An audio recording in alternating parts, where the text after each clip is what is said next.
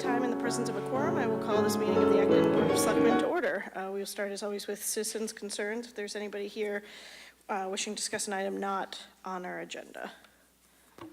Tara Fredericks, West Acton, and I want to bring people's attention to Article 15, the request to purchase 257 Central Street, the subdivided lot for a park in West Acton. And the petitioners were working on an amendment to propose to town meeting voters so that the article, if passed, would only apply if the current owner wants to sell it. There were some concerns about eminent domain and a floating Chad PNS situation. And there's now a frequently asked questions flyer that has been being distributed by the petitioners, the Kmart, the intent to purchase Kmart petition. Also, I'd like to draw attention to the doubling of the peak hour speed proposed by the Kelly's Corner Infrastructure, and I'll be writing a paper on that. Thank you very much. Okay, anybody else here for citizens' concerns? Okay, seeing none, the chairman's update.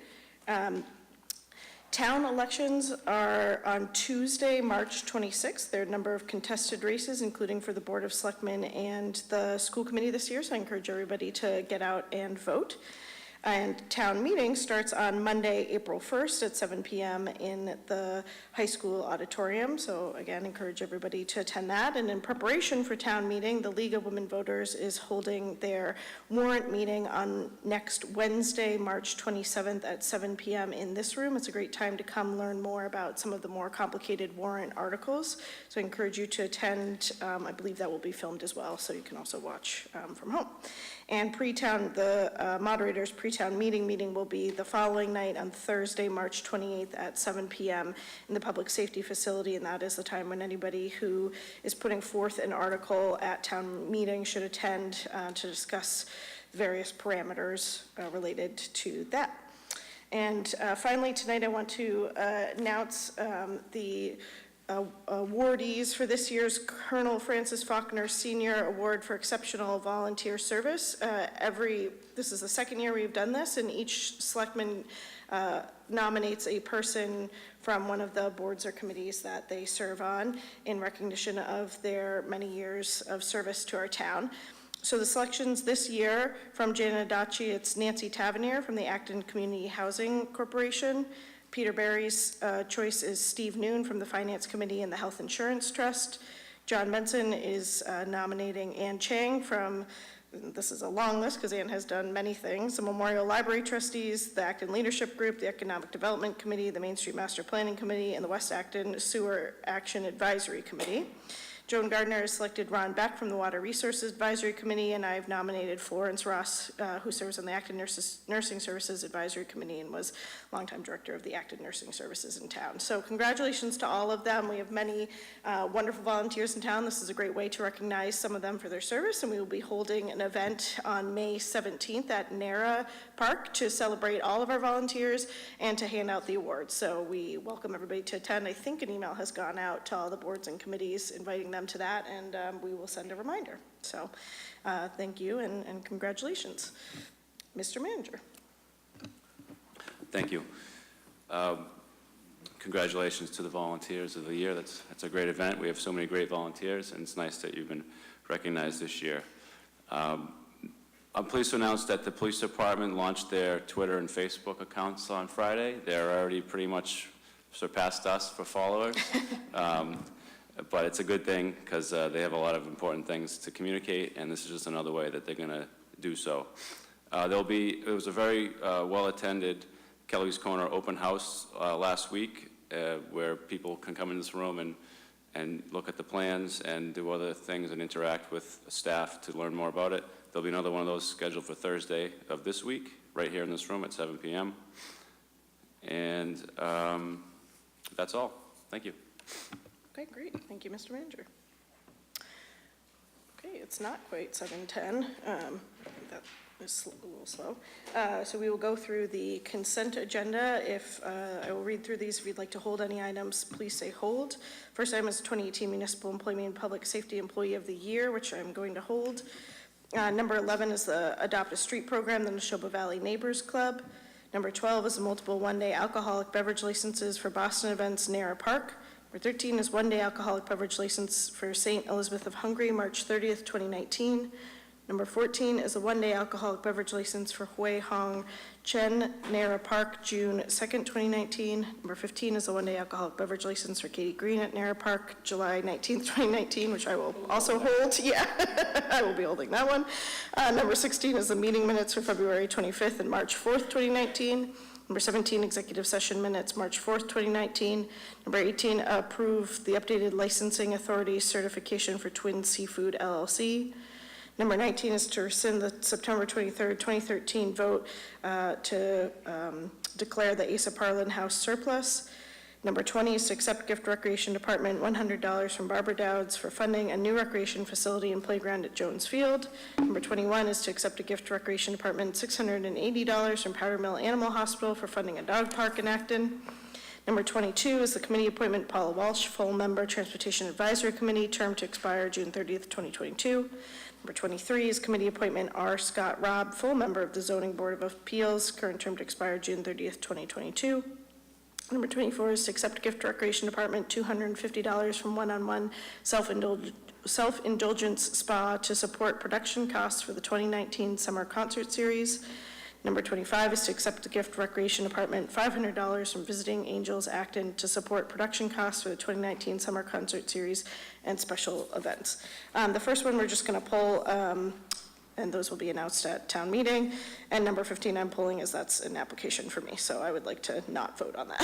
So if we could have a separate motion on number 15, that would be great. Move to approve consent item number 15. Okay. All those, Yeah, why don't you? no further discussion. All those in favor say aye. Aye. Opposed? Abstaining? Aye. Okay. Move to approve consent items 11 through 14 and 16 through 25. Okay, Janet's moved to approve 11 through 14 and 16 through 25. Joan seconded. No other discussion. All those in favor, please say aye. Aye. Aye. Any opposed? 26. Yeah, we usually don't do the selectmen's reports, but we can either way, 25 or 26. All those in favor, please say aye. Aye. Any opposed? Any abstentions? Okay, great. Thank you. All right, it is hopefully close enough to, I'm going to read this notice slowly for our 7:10 hearing. Legal notice, Town of Acton notice of hearing under Mass General Laws 140, Section 58. The Acton Board of Selectmen will hold a public hearing on March 18th, 2019 at 7:10 p.m. in the Francis Faulkner Hearing Room in Town Hall, 472 Main Street, Acton, on the application of Valet Pro Detailing for a Class 2 auto dealer's license at 481 Great Road, number 108, Acton, Mass. 01720. The application can be inspected at Town Hall during normal business hours. Are the applicants here? Yes, wonderful. Do you mind just coming up to this microphone, introducing yourselves and your application?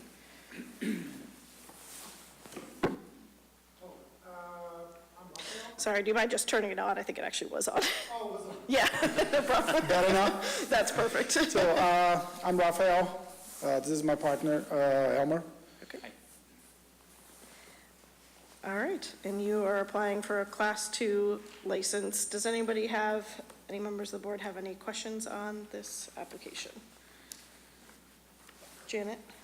Peter? Someone? I just wanted to note that I think the building commissioner had cautioned about the fact that the garage space was not to be used for repairs or for storage, I think.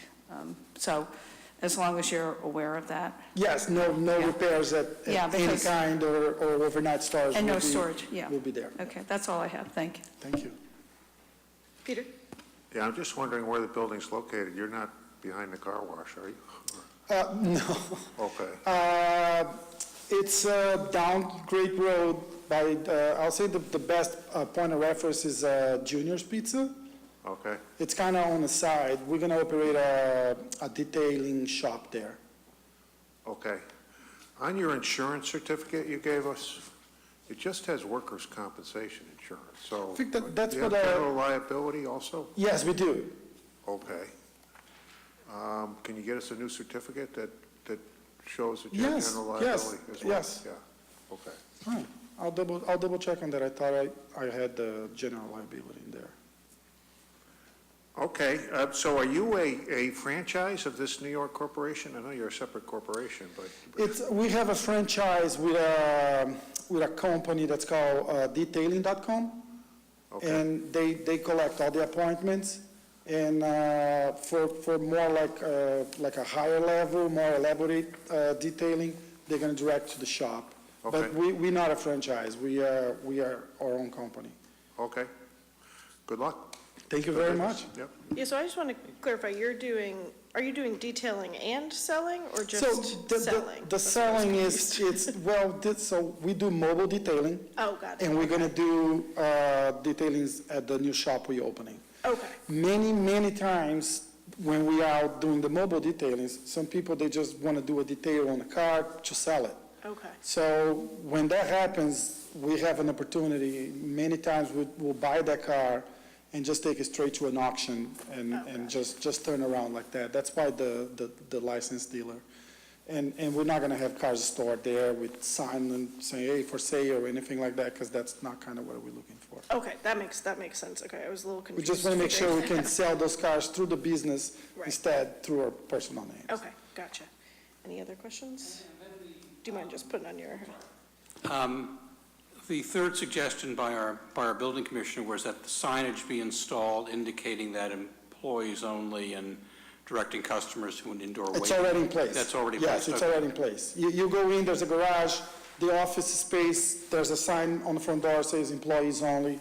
Okay. We'll inform, we'll have one of us there every day, basically.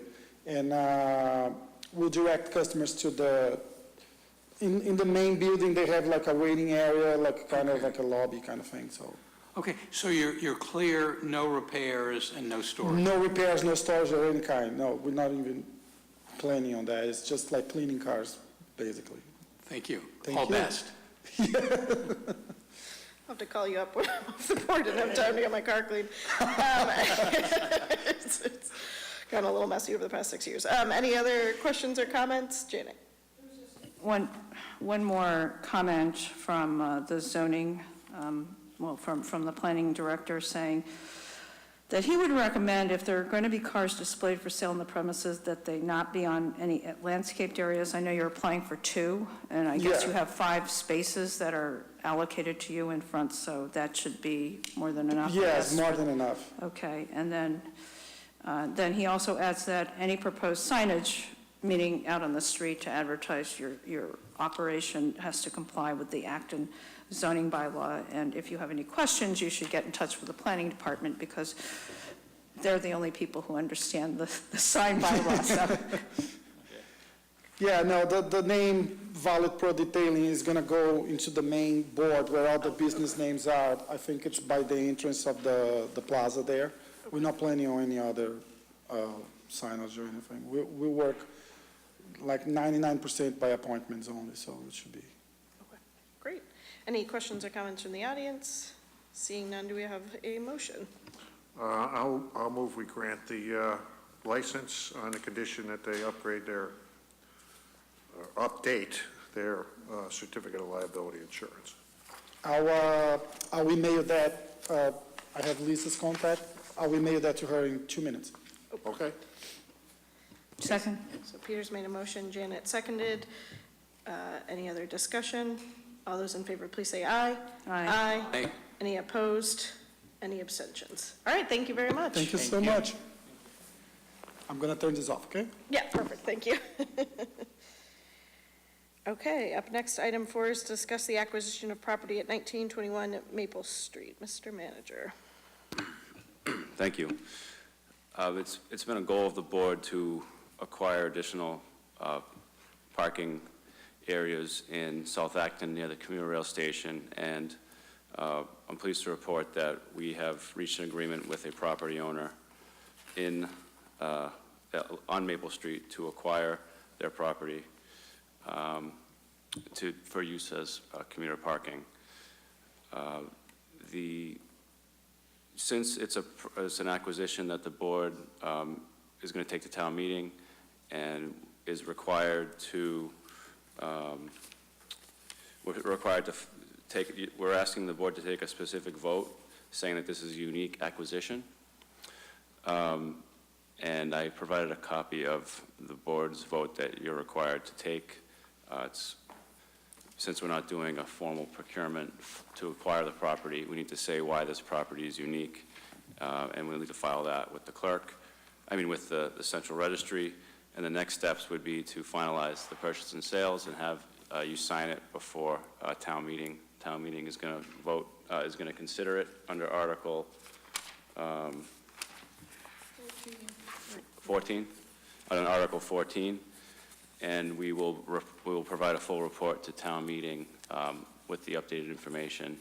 And in the warrant that was mailed out to residents, both the Selectmen and the Finance Committee had deferred a recommendation. That deferment, I guess, was based on the fact that we haven't finalized the acquisition terms. And so once the purchase and sale is executed, we will report that information out and ask both you and the Finance Committee to consider that article at that time. Great, thank you, Mr. Manager. Any questions from members of the board? Yes, Janet. I don't know if it's in the letter that we discussed earlier or what, but is there some specific reason that we have to specify that it's a unique property? I'm not a Yes. real estate person, so I don't know what that does. It's just a Chapter 30B procurement rule, so that if you acquire property without doing a formal bid process to Okay. acquire property, you need to say why this property is unique and it serves a public good. Okay. And it's just something that, it's not something that would be contested, it's just something we have to do. You have to do to make it file a yeah. formality, right? Yep. And you said, I don't see a copy of that. You said you have some language The language. on it. Do you mind? Thank you, sorry. And I can read that out so everybody knows what it says. Oh, she has it here. You good? Do you mind? I'll read it, Joan. I think she's good. Okay, so what we would be voting on and signing says that at a duly called meeting of the Acton Board of Selectmen, March 18th, 2019, the board voted as follows, if we vote this, that the board has determined that advertising under General Laws, Chapter 30B for the town's acquisition of the following parcel of real property will not benefit the governmental body's interests due to the unique qualities of the property, land and improvements consisting of approximately 1.37 acres, commonly known as 19 to 21 Maple Street, Acton, Massachusetts, identified on Acton's assessor's map, H2A, as parcels 37 and 42, is more particularly described in a deed dated March 27, 1969, and recorded with the Middlesex South Registry of Deeds in Book 11658, page 673, and a further deed dated July 13, 2005, and recorded with the Middlesex South Registry of Deeds in Book 45836, page 526, the property. Specifically, the property is an old industrial site adjacent to the south inbound side of the South Acton commuter rail station. The South Acton commuter rail station is very popular with commuters from Acton and surrounding communities. The acquisition of the property would allow the town to immediately add an additional 40 commuter rail parking spaces, just a short walk to the inbound train platform, with the potential for additional parking or commercial amenities in the future. So that's what we will be voting on. Are there any questions about that? Was that a motion? No, I'm just reading, but we can make it a motion easily. Before I do that, any questions from the audience? Yes, do you mind just coming up, please?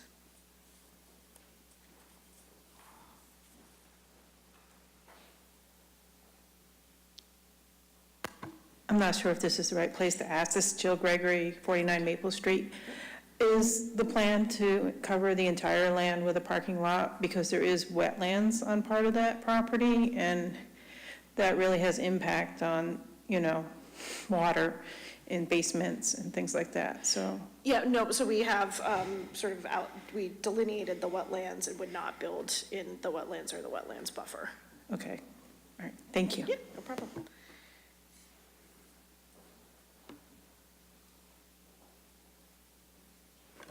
I'm happy we're finally getting this piece of land. Are we going to remove the structures? Will you state your name first, ma'am? Oh, I'm sorry. Ann Chang, South Acton Swamp. Are we going to remove the structures that are there or not? Or you don't know? So the plan would, the initial plan would be to utilize the existing layout and allow us time to determine what the best next steps would be. So we wouldn't initially be removing the buildings, if that answers your question. Yeah, my second question is about Emerson ambulance people. Will they be moved out, or will they be allowed to stay? We expect to have that situation resolved. We don't see a need for them to leave immediately. So we would certainly work with them on their needs and our needs for that space going forward. But they don't have to move out the day we acquire it, if that's what you're asking.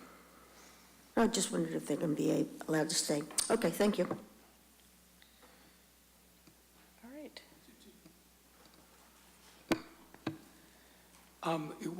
We have signed an agreement of intent, is that what we have? And have we stated the terms publicly? That We have not. We have not done that. We are finalizing the purchase and sales agreement. We were hoping to have it done for tonight, but we don't. We're going to have it done as soon as possible. So we will be looking to schedule an extra meeting sometime next week to finalize and sign the purchase and sale agreement, and can go over the terms publicly then. We have to figure out when to have that meeting. One thought is potentially before the pre-town meeting on Thursday, since we'll likely all be getting together then, so we can have a pre-town meeting pre-meeting, so. But we'll send an email about that to figure out if that works for everybody. Yes, sir. Hi, I'm David Martin. I live on High Street, and I'm chair of SATSAC. I just wanted to say that SATSAC in the past has recommended that the town acquire this property for purposes of parking. Thank you, yeah, and again, tonight we will just be voting on this uniqueness, and then we will, once we can publicly speak about the terms, we will do that, and then hopefully seek support from committees in the past have indicated an interest in this parcel. Okay, any other questions? Then do I have a motion, and you can maybe make a motion to just approve what was read earlier. Move to approve everything that you read. Okay. Janet made a motion, Joan seconded. All those in favor, please say aye. Aye. Aye. Any opposed? Any abstentions? Okay, thank you. So do we take a position later, once? Yeah, like once next- we have the when we purchase and PNS? sale and, Okay. yeah. Yes, then we will also discuss our position on that article. Okay, up next is the town manager review discussion. So a number of weeks back, we sent around a template and asked each member of the Board of Selectmen to, I'm gonna hand these down, to fill in their review of the town manager. And those were all sent to the HR director individually, so nobody has seen them before now. She compiled them, thank you, and put these together. And this is the first time we're seeing sort of the compilation of the town manager's review, so I will give members a few minutes just to look that over, and I will do a quick glance and try to give a quick summary. And we only have 4 copies. Is the manager supposed to get a copy of all Yes. this? Yeah, usually we give the manager a copy, yeah. Yeah. What about? And then this will be Is there another available one? online as well. Is it extra? I don't know if we want, does Mark get one? I don't know. It's- Do we have it's fine. extras? Yeah, Marianne may have printed extras. I don't- So there's a supplement as well as the summary. I think the supplement were John's comments. Here, That's hand me my that one. understanding. And I'll give it to Mark so he can see if you want to know how this works.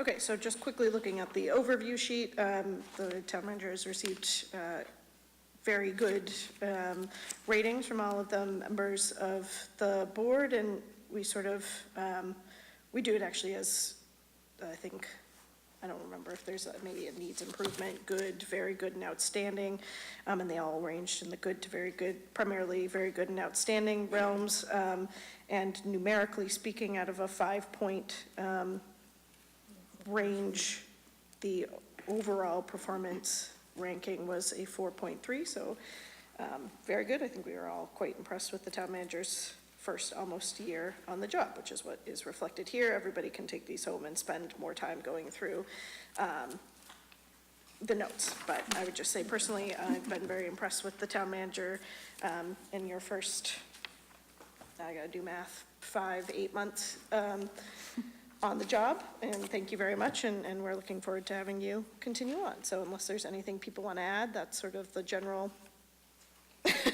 synopsis of what I can garner from glancing at I think I this. said enough. These things kill me every year, but Yeah. and I start cutting and pasting from, Yeah, it's 'cause I run easier out to of- do Steve's when you can cut and paste. Okay. And like I said, that will be available publicly tomorrow morning. So next item, just a related item, is the town manager contract discussion.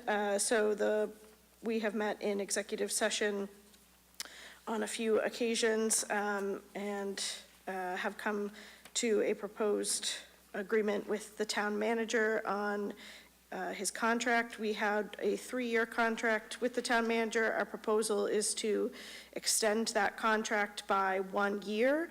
And then we sort of heavily looked into and compared the town manager salary with town manager salaries in comparable communities, specifically communities that had also hired a town manager within the past year. So to bring the town manager's salary in line with those comparable communities and in recognition of his excellent work, which I think was reflected in the overall review that we just received. Again, we voted to extend the primary parts of the contract amendment that we've agreed to, are to extend the contract by 1 year and to increase his salary to $193,600 for the year starting on July 1st, 2019. I don't have a copy of the contract amendment tonight, so I think what we'll do is maybe wait on that and vote it when we have a special meeting, if that sounds all right, just so we see the language, but it will just be reflective of what we discussed and what I just summarized. So shouldn't be a shock to any of you as we've all talked about it, but if anybody has any questions from the audience? Okay, otherwise, Mr. Manager. Well, I just want to thank the board for this review. I haven't had a chance to go through it, but I see some great feedback, and I appreciate your support, and I appreciate the comments, and I look forward to continuing a good working relationship with all of you, and for the two that aren't going to be here. I'll still have a good working relationship with you as residents, and I look forward to that as well. Thank you. Appreciate it. Yeah, I think Jan and I particularly look forward to the relationship in a different capacity in a few weeks. But thank you very much. Okay, we are flying through this. Item number 7, the sewer warrant article.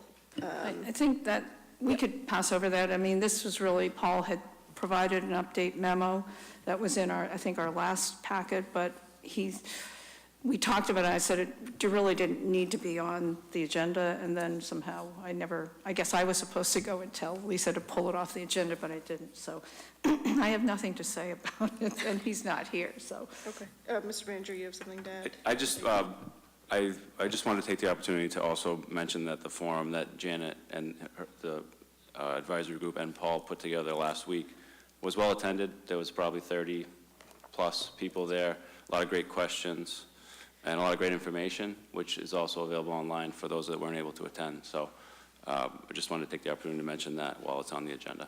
Thanks. Did anybody have questions on the memo, Peter? Yeah, I just wanted to talk about the schools a little bit. You know, it talks about the charging for public properties for the avoided costs of building a septic system. Right now, the design has a septic system on it. I'm not sure they've completed the design, but I'm pretty sure they feel like it would work there. They've done the test to ensure that it perks. As far as I'm aware, the avoided cost thing is a real hornet's nest. I mean, I think technically, if in fact this septic system, say, cost $5 million, just to throw a number out there, and the school building authority was going to pay 40% of it, if they didn't build the septic system and paid the entire amount, the taxpayers would be on the hook for the entire amount, instead of just the portion that the taxpayers would be on hook for the septic system if MSBA were to pay 40% of the septic system.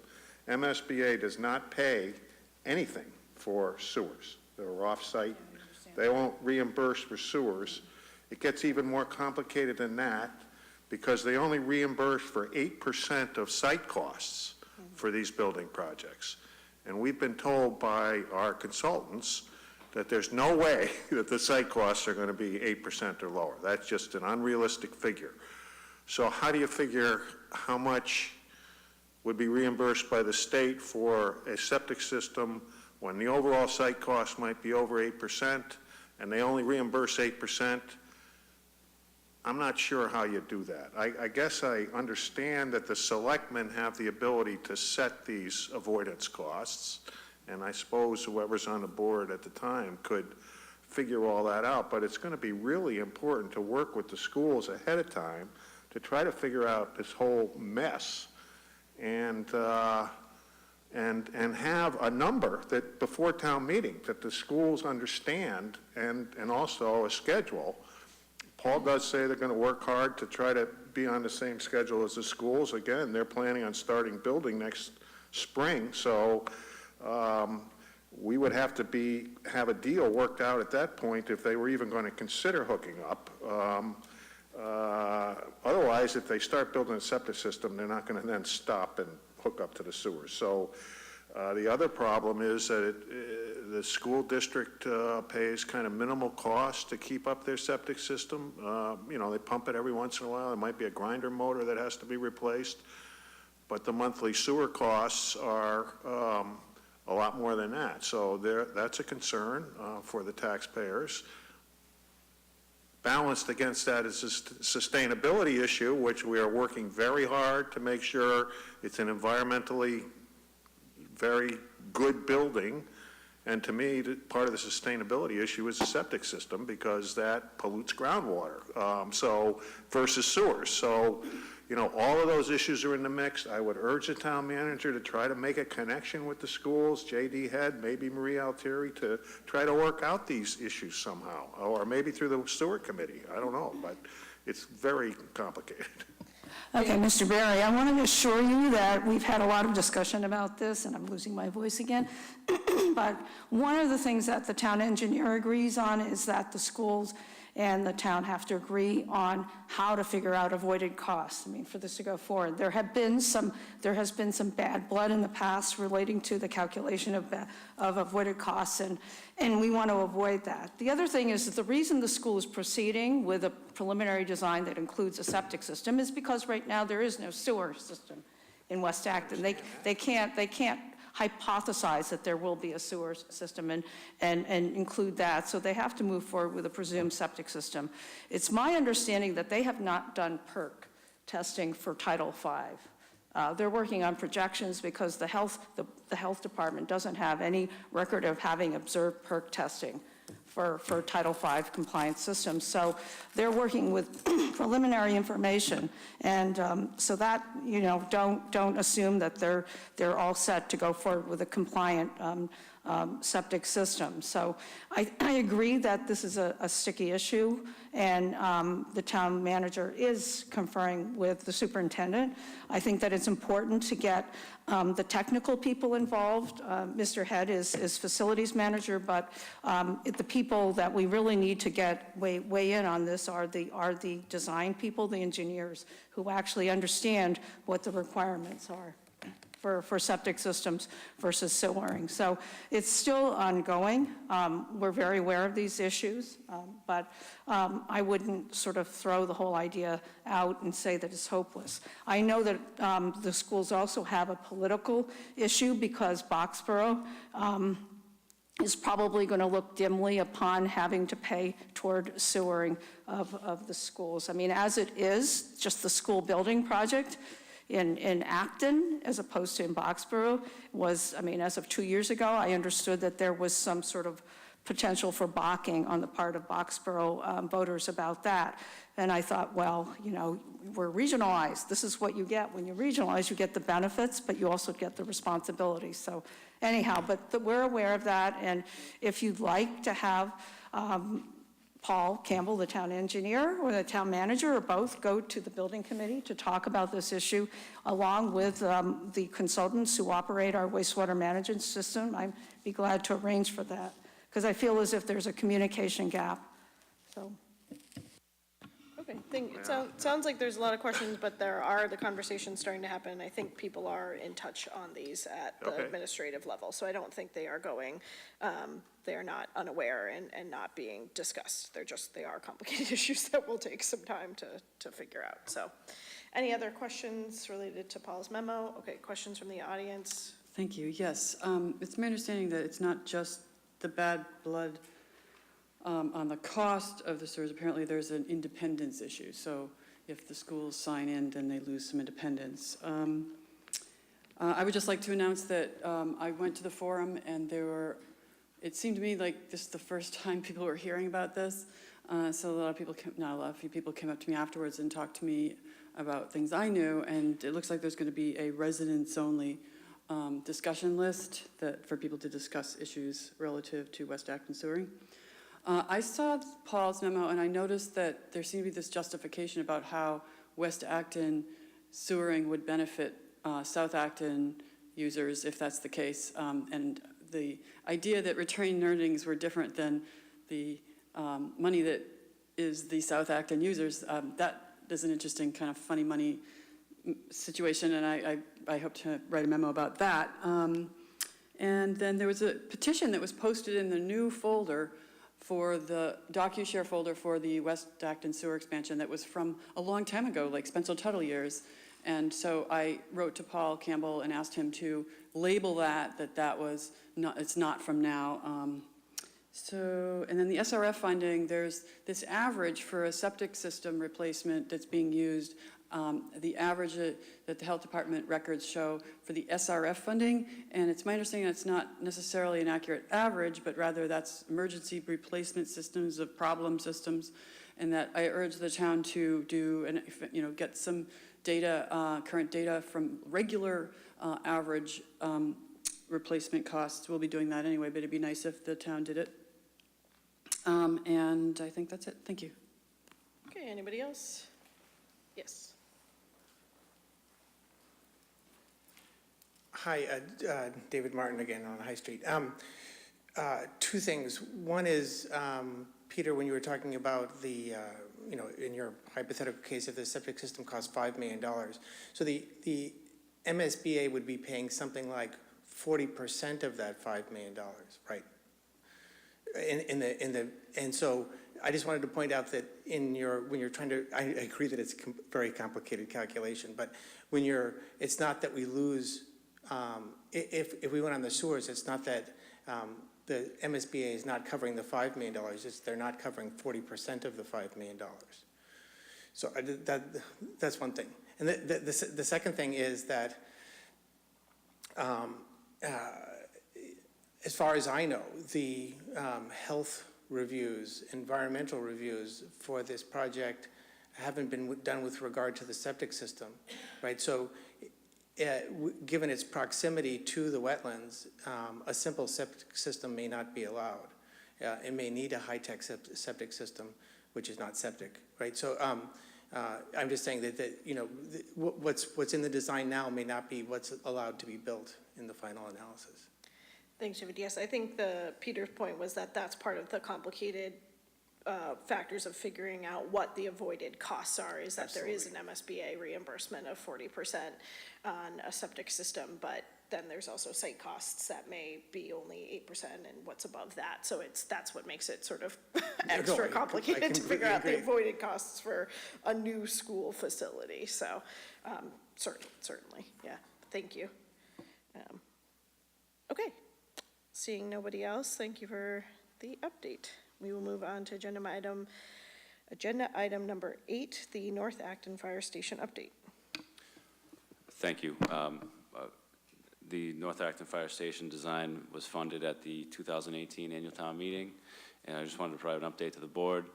A design selection team led by Mark Hald and the fire chief and the deputy fire chief, the municipal properties director, and the assistant treasurer collector have selected and I've approved a group called PMA to serve as our owner's project manager, because with a building construction project of this size and scope, we're required to hire a project manager first. So we have the project manager on board right now, and they are actually helping us in selecting the architect. We had seven proposals for architects, and we're in the process now of selecting the chosen architect, and we expect that to be completed by the end of the month, subject to a contract being executed with them. So I just wanted to give that update. I know people have been asking about that, and I just wanted to provide an update to the board and the public at the same time. Thank you. And the next step then is they'll do a design. Is that what will happen next? And then at that point, we'll have a better sense of long-term costs? Yeah, so the first task would be the design contract is broken up into multiple phases. The first phase is called the feasibility study phase. There had been some work completed previously with regards to feasibility of the site, sort of where it should go, but now that that's been completed, now we need to look at feasibility of how a building would fit on that site and how that would work, and go over some of the analysis like that, get some public input, get the board's input, and then move forward to the next phase of design, which would be conceptual design. And I expect that at that point, in the feasibility design, you can have some ballpark cost estimates, which you could use for budgeting. I think after the conceptual design, we would have some pretty good cost estimates, which I think I'd be comfortable going to town meeting with this winter, if that's what the board decides to do. So that's sort of the plan. Great, excellent, thank you. Any questions from members of the board? Okay, questions from the audience? Jim Snyder Grant, West Acton. So I've been, because I'm pursuing, being up there, I've been talking to a lot of people about the fire station. So I just wanted to pass on some questions, maybe that you either have answers for now or that, you can send me in the right direction. So the first one was, in what part of the process do we, are assumptions made or plans made about the programming of the new fire station in terms of the existing fire stations? So in other words, are we already committed to getting a whole new set of entirely new, 24/7 firefighters and EMS people for the new fire station, or are we thinking about transferring? Same question with the equipment. It seems like some part of the design is going to require understanding, what personnel and facilities are flowing into that new site. So the feasibility study portion of the design process is where you develop the program, the building program. And the building program is developed by understanding the needs of the department and the community, and then identifying how a building could address those needs. Okay, thanks. The next question was about, the feasibility study is also where the town would weigh in about like energy use on the building? I think that that's been something that is incorporated into the overall design process, but if there's specific initiatives, yes, that would be a good time. Okay. And the last question was, in what part of the process, I've heard concerns from people about the turning from Harris Street into and out of Main Street mostly, because of the odd angles there and some obstructed views. And I had nothing helpful to say about where in the process those kinds of concerns get addressed. So maybe you could help us understand that. Again, that would be in the feasibility. We'd look right Okay. away, if there's a problem with access, that would be addressed in feasibility, and we'd figure out what to do with it.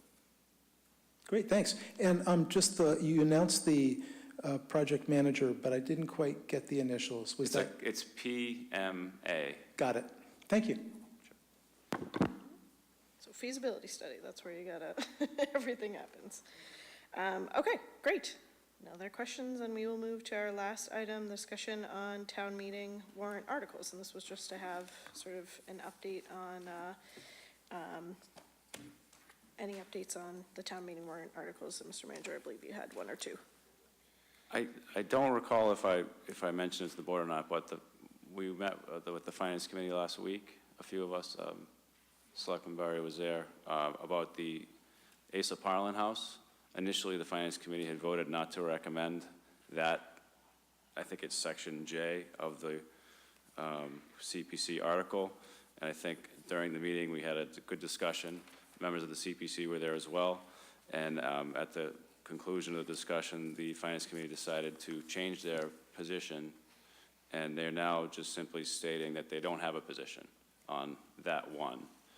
So I think in the warrant, it actually says that they recommended all the letters except I and J.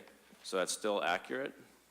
But I just wanted to clarify to people that, or in the public and the board, that they have formally taken no position on that Asa Parlin project. Excellent.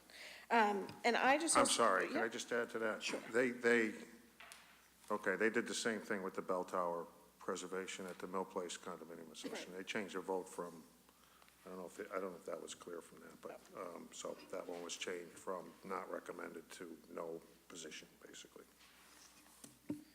Excellent, yep, and like I said, at least that's still sort of reflected accurately in the warrant, so that is good. And then I just want to kind of remind people and encourage you that to work with the town manager's office over the next few weeks on your articles and article presentations, make sure you've got everything you need and get everything put together, because we will start, you need to have everything, all the presentations to the moderator before the pre-town meeting, at least the slides. You don't have to have your, kind of everything that you're going to say all figured out, but you should have a sense of how long you want to speak on all of the articles, any that you have to do presentations on, and make sure, even the ones on consent, that you at least, have an understanding of and are prepared in case any are held. So let me know if you have questions on those. Yes. We are due to meet again on the 1921 Maple Street property.